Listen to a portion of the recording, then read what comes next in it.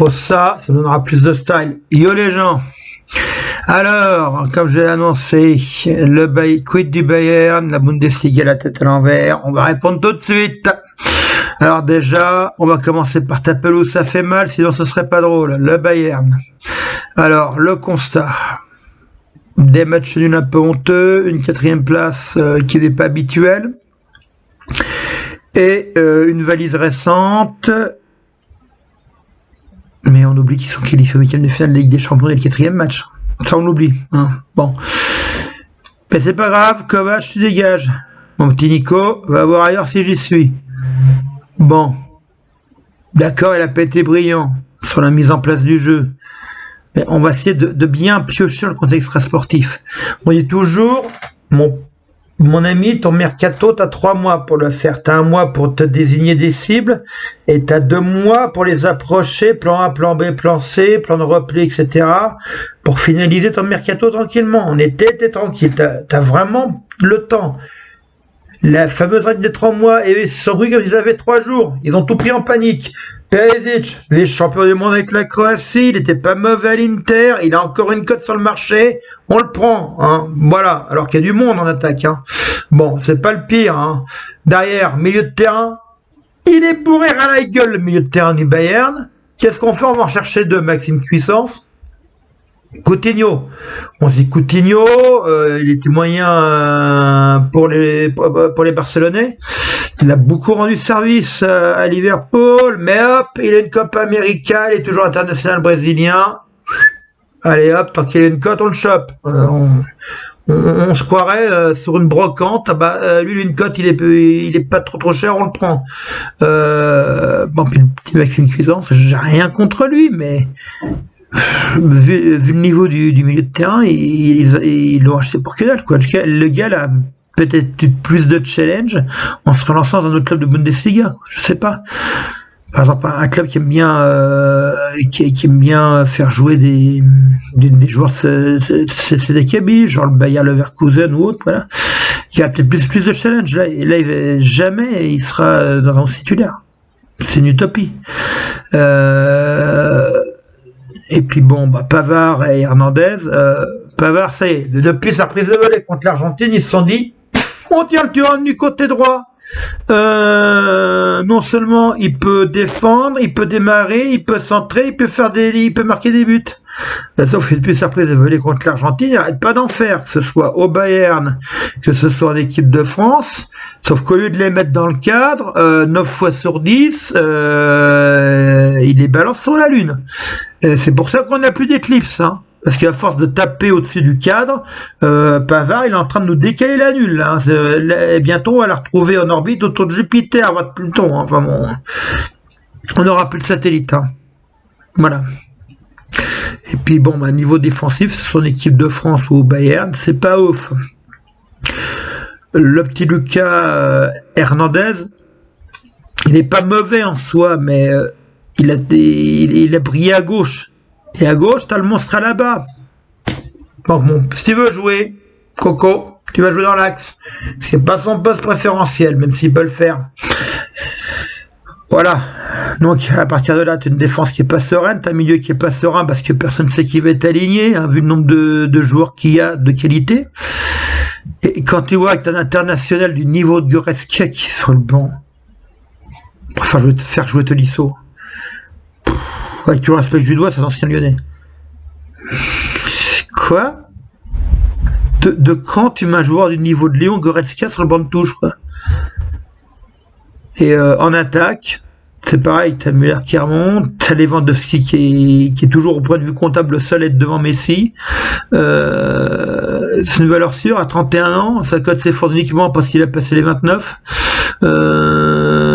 Niabri, quand il n'est pas bridé, il n'a pas peur de scorer, et en tout cas au niveau des passes décisives, il les assure. T'as qu'il sait comment, ou Coman, s'il y a deux prononciations, c'est jamais la même. Donc même personne ne sait, même sur les chaînes sport, comment faut le prononcer. C'est pareil, il rend bien service. Il était fébrile en équipe de France, mais au Bayern, il est bien. Il est bien. Total, Ivan Perisic, il arrive. Donc qu'est-ce qui se passe quand il y a un remplacement? C'est sur 3 lignes. C'est toujours ça.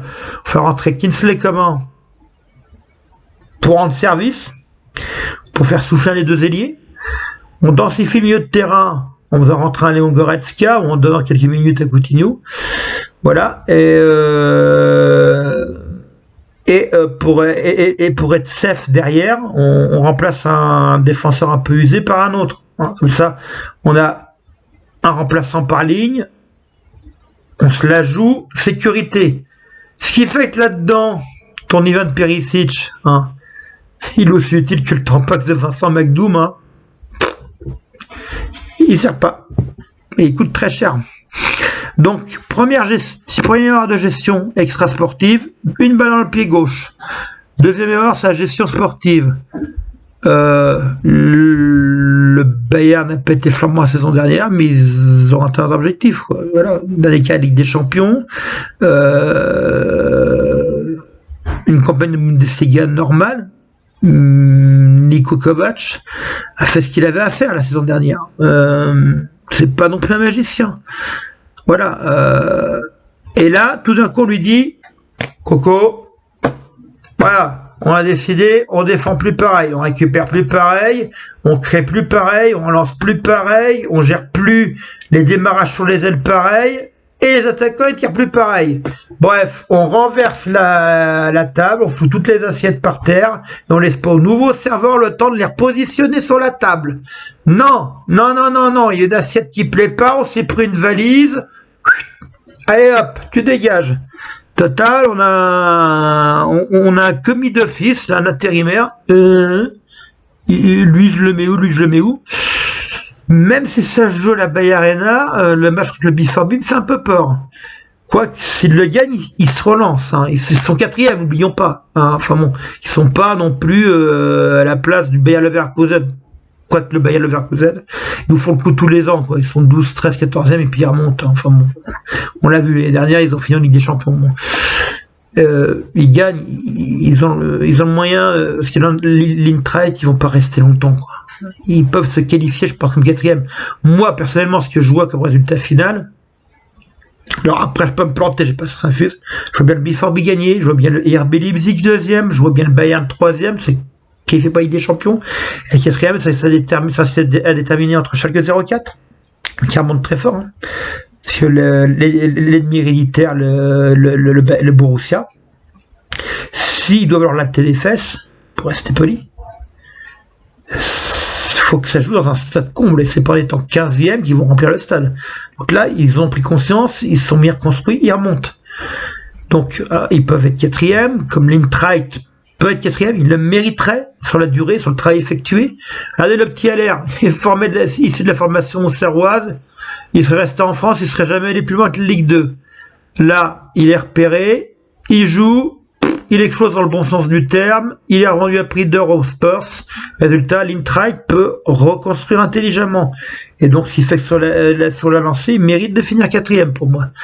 Après, derrière, quand tu as des possibilités de mettre un 5, 6e, enfin, des Schalke, des Bayer Leverkusen, et que tu as Wolfsburg et le TG Fulham qui se réveillent, ça devient très séduisant tout ça. Il y a une intensité qu'on n'a plus en championnat de France. Le PSG, même en se cagant dessus, ils réussissent à rester en tête, parce que derrière ça avance pas. Et c'est quand même très fort. Une petite parenthèse, ils sont ligne par ligne plus balèzes que la saison dernière, ils font un plus mauvais début de saison. C'est que la première partie, je m'inquiète pas pour eux, au bilan final ils seront là. Et ça sera un autre sujet. Voilà. Voilà. Mais grosso modo, le championnat allemand se restructure et jusqu'au 8-9e, ça produit du jeu. D'ailleurs, je fais pas un placement de produit, je suis pas Maccabi Beansport, mais pour ceux qui l'ont, regardez le Bully Show. Je sais plus quand ça passe, mais renseignez-vous sur internet. C'est le résumé des meilleurs moments de Bundesliga pendant 2h30 par semaine. Hein. Vous allez voir, le style de jeu, c'est pas juste de la rigueur. Il y a un certain pragmatisme dans la construction, mais il y a une petite folie, une petite technicité qui était typiquement latine, qui commence à avoir, ce qui fait que pour moi, il devient aussi attractif que la Première Ligue ou la Liga standard espagnole. pas parler de la Serie A, on sait tout de suite, oh les recrutements qu'ils font, oh là là là là, le championnat de ouf qu'on va avoir. Et finalement, Juve, Inter, le Napoli, ils doivent être coachés par James Cameron, hein, c'est la nouvelle version de Titanic. Hein. Je comprends pas ce qui se passe. Un club de ce niveau, certes, ils n'ont pas eu toutes les cibles qu'ils voulaient. Ils ont pris le Zano en plus. Ils sont en train de nous faire le Eden Hazard local. C'est-à-dire, il produit rien. Je sais pas ce qui se passe là. Honnêtement, je suis perdu. Le Napo, ça va pas. Et donc, la Ligue 1, bon, autant prendre un télescope et regarder un trou noir. Je vous le dis tout de suite. Hein. Parce que là, ça vaut pas mieux. Hein. C'est largué. Donc, progressivement, ça remonte. Et pourquoi c'est un pouvoir d'attractivité? Pas d'attractivité forcément pour des légendes. Mais il y a déjà beaucoup de youtubeurs qui l'ont dit. Et je le répète, j'ai défoncé une porte ouverte, la baie vitrée, les volets me retrouvaient dans les échafaudages, voire dans le gazon. C'est un championnat qui donne sa chance aux jeunes. Qu'ils soient français, allemands, néerlandais, autrichiens, qui viennent de Côte d'Ivoire d'ailleurs, quelles que soient les divisions ils ont joué, qu'ils soient U20, U17, U15, U spermatozoïdes, on t'a pris, on te met titulaire, Raoul Schnell, ça marche d'entrée de jeu, on te garde, on te signe un contrat en béton, ça marche pas, on te transforme dans un championnat de merde. C'est de la pression d'entrée de jeu, mais au moins il joue. Hein, alors qu'en France, dès qu'on a un espoir, il est joue en équipe seconde ou il est prêté dans un club de niveau inférieur. Regardez Ryan Cherki à Lyon, et on lui a fait signer un bail du tonnerre jusqu'en 2023 parce que c'est le futur Zidane, soi-disant. Et il n'a pas encore joué un match avec l'équipe première. Vous me direz, il a que 16 ans. Rappel de la rédaction, j'aime bien ce mot-là. Luis Nazario de Lima dit le Ronaldo brésilien, c'est un stage-là qui a commencé à percer pour devenir une bête à partir de 17 ans. Voilà. Si on a vraiment une bête avec Cherki, pourquoi il est sur le banc de touche ou en train de se promener avec l'équipe seconde? En Allemagne, il n'y a pas ce problème-là. Voilà, les jeunes, ils savent qu'ils vont être sous pression, il faut qu'ils soient productifs d'entrée de jeu, ce qui fait qu'ils se loupent rarement, surtout que les scouts en Allemagne sont peut-être les meilleurs du monde. Et généralement, ils confirment. Regardez la réussite du B4B. Elle vient d'où? Des ailes. Et qui est sur les ailes? Aile gauche, Torgan Hazard, espoir qui a confirmé. À droite, Jadon Sancho, espoir qui a confirmé. Voilà, ça dit tout sur la philosophie qui est en train de prendre la Bundesliga. Donc, le Bayern va pas très bien. Ils vont se remettre. Il faut juste qu'ils mettent un entraîneur qui aura le temps d'imprimer une philosophie de jeu, mais qui ont décidé de tout chambouler. Et pas simplement mettre des noms pour des noms qui vont déjuquer, enfin qui vont déhousser, qui vont être jetés au premier résultat. Se prendre des valises quand tu décides de tout restructurer, malheureusement c'est dans l'ordre naturel des choses. Hein, le B4B, quand ils sont reconstruits, ils ont pérennisé le poste de gardien, ils ont fait une défense, un milieu récupérateur, un milieu offensif, ils ont terminé par relancer Alcacer, lui remettre un contrat définitif et prendre sur le pour doubler et faire confiance aux jeunes. Ils ont eu des années de vaches maigres. Et maintenant, on voit le résultat. Il faut laisser au Bayern le temps de se structurer et pas virer l'entraîneur aux premières valises. Et ils vont en avoir d'autres. Des raclés, hein, ou des matchs nuls honteux. Maintenant, il faut prendre le temps. On change de cap. Il faut laisser au navire le temps de tourner. Hein, voilà. Et donc, il faut juste qu'ils construisent dans la longévité. Et non, la Bundesliga n'a pas la tête à l'envers.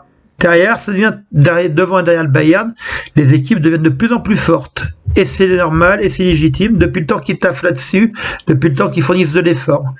Donc voilà la conclusion. J'essaie d'être le plus explicite possible. Les gens, je vous souhaite un bon week-end.